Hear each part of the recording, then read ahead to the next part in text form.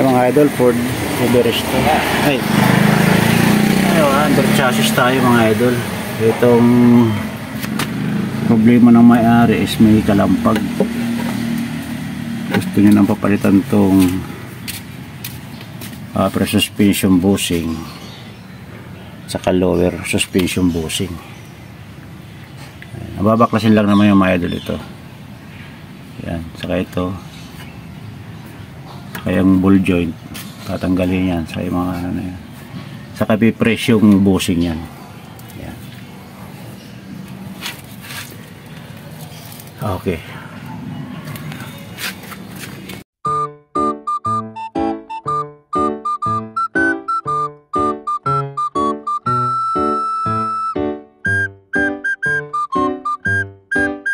madali lang naman mga idol magpalit ng bushing nito eh. Yan, pinabaklas mo yan, yan, ugot mo ng buo yan. Medyo nara ko sa may torsion bar siya eh. Yan.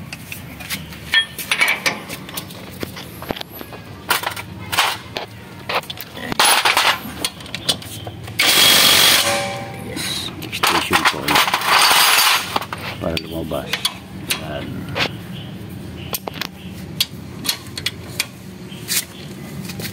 Tigas yan.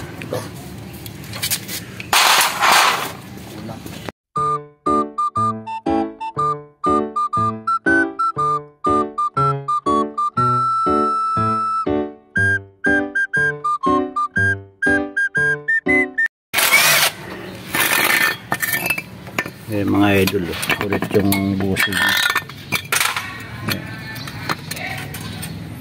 Sunit. Lahat na yung papalitan bushing yung mga idol. Kasi papipers pa natin sa machine shop.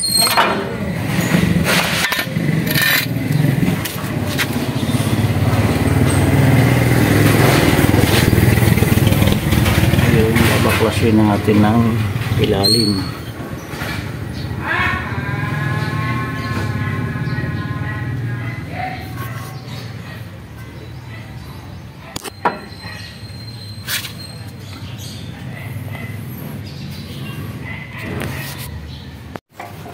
So mga idol, bago nyo tanggalin itong torsion bar na to, itong dalawang bolt na to, para di magbago ang alignment niya,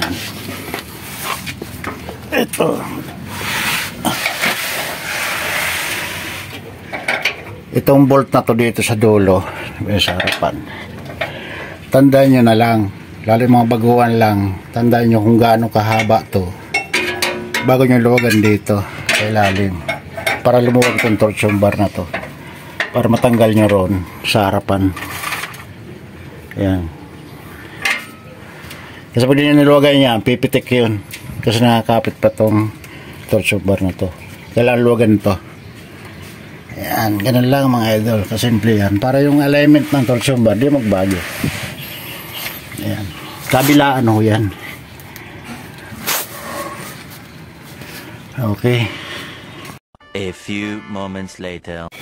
Ito na idol yung mga bagong bushing, pinakabit na namin sa machine shop yan. Papapers kasi ng machine shop. Yung ball joint, ito na rin, kabit na rin namin. Saka itong tie rod bar, tie rod end, nakabit na namin ito mga idol. Ganun lang kasimple ito mga idol, pagkabit ng mga pagpalit ng mga bushing. Ito nakabit na rin namin sa lower. Bago na rin lahat yan. Yung sa bushing ngayon, doon.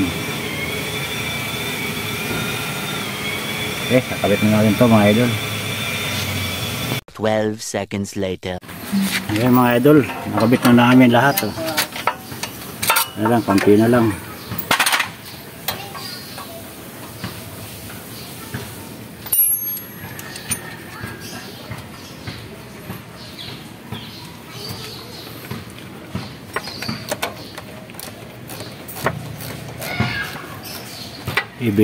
I-base na lang yan, ano?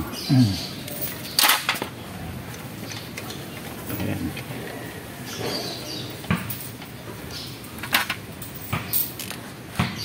Kayang-kaya niya mag-DIY mga idol, basta may gamit lang kayo. Pag hindi nyo kaya, dali na lang sa mekaniko. Yan, ganun lang. Simple lang naman ho yan.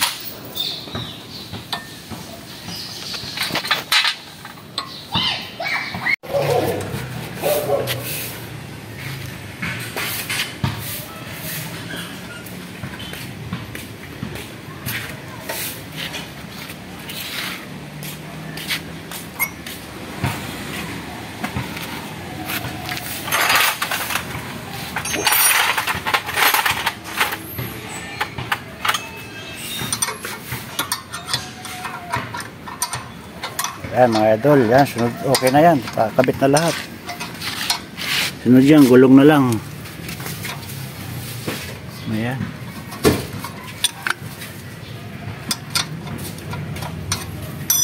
Okay, maraming salamat sa inyo mga idol.